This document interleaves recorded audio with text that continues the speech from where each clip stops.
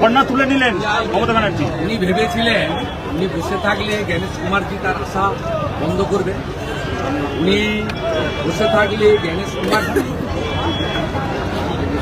ভয়ে আত্মসমর্পণ করবেন। তো জ্ঞানেশ কুমারজি এয়ারপোর্টে নামা থেকে আজকের প্রেস কনফারেন্স পর্যন্ত তার সাংবিধানিক অধিকার, ব্যক্তি স্বাধীনতা এবং তার রাষ্ট্রপ্রেমের প্রতি অবিচল থেকে তিনি দাপিয়ে বেরিয়েছেন।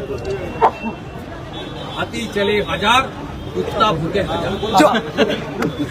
উনি কালীঘাট মাকে দর্শন করেছেন, বেলুড় মঠে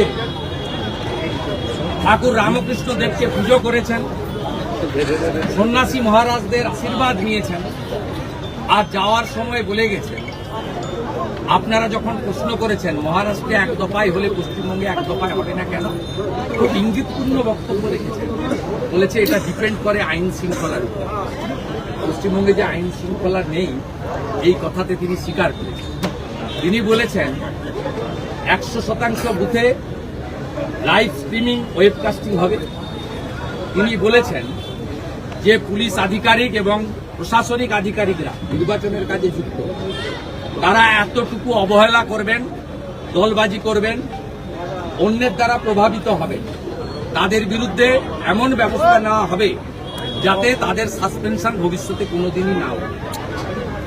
তিনি অত্যন্ত সঠিকভাবে পশ্চিমবাংলায় ভেঙে পড়া গণতন্ত্র, ভেঙে পড়া সাংবিধানিক ব্যবস্থা এবং হারিয়ে যাওয়া বাক স্বাধীনতা এবং বহুদলীয় ব্যবস্থার পঞ্চত্ব প্রাপ্তি থেকে তিনি বাংলাকে উদ্ধার করার জন্য বলে গেছেন।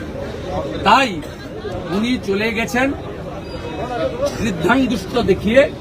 তাই এখন মমতা ব্যানার্জির আর 5 স্টার ধর্ণা মঞ্চে থাকার দরকার নেই। যে ধর্ণা মঞ্চে ডবল ডবল এসি আছে, ভালো পালঙ্ক আছে, বাথরুমে কোমোট আছে, গরম জল আছে, স্যান্ডউইচ আছে, ক্যাডবেরি আছে, কাজু বাদাম আছে, আরো আরো আরো অনেক। তিনি বলছেন শুধু তাই নয়, আজকে সুপ্রিম কোর্টটাও ছিল। তিনি তালে ছিলেন 2025-এর ভোটার লিস্টে ভোট করানো। সে জুড়েও আজকে বালি দিয়ে দিয়েছে সুপ্রিম কোর্ট। বলেছেন ঘন ঘন এখানে আসবেন না, যান, চলে যান এখান থেকে। অতএব কোনো লাভই হলো না, খালি হাতে উনি এখন বাড়ির পথে।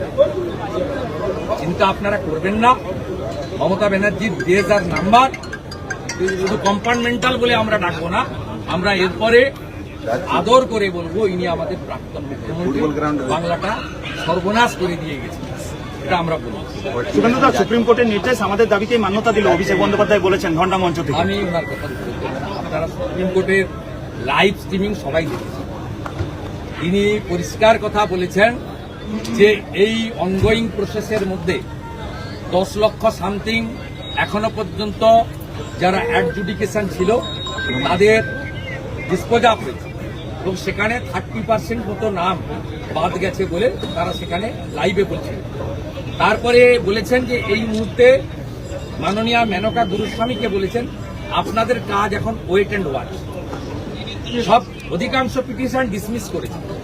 যখন বলেছে যে আপিল করার সুযোগ পাবো কিনা, তখন বলেছে 226-এ আপিলের মানে বাক স্বাধীনতা, মৌলিক অধিকার সবার আছে, সে প্রমাণ করবে।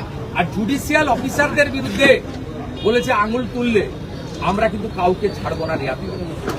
এগুলো দেখার পরেও যদি আমি তো উড়িষ্যার পাশে থাকি মেদিনীপুরে, সেখানে একটা উড়িয়ায় কাহাবত আছে, ইচ্ছা কেউ মনকে পাবো, অর্থাৎ মিথ্যা হোক যেন মনে ধরে, সেই জন্য বলছি। এর অন্য কোনো কারণ ব্যাখ্যা দেবে, অন্য কারণ চাপে নয়, ভোট হবে কমিশনের মতে। সংঘাত দেখা গেছে আজকে ধর্ণা মঞ্চ থেকে সেই প্রাক্তন রাজ্যপালের সঙ্গে সৌজন্য সাক্ষাৎ করতে গেলেন মুখ্যমন্ত্রী।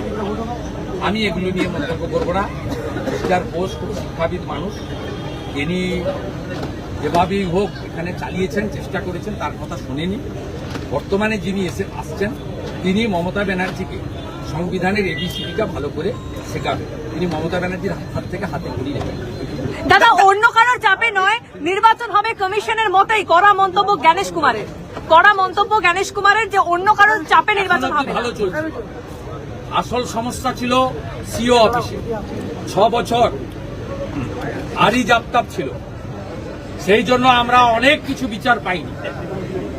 2024 লোকসভা ভোটে 7 দফায় ভোট হয়েছে, প্রত্যেক দফায় বিকাল 4টা থেকে 6টা ক্যামেরা বন্ধ করে মৃত অ্যাবসেন্ট ভোটারদের তালিকা নিয়ে 7 দফার সুযোগ নিয়ে ব্যাপক ছাপ্পা ভোট দিয়েছে তৃণমূল।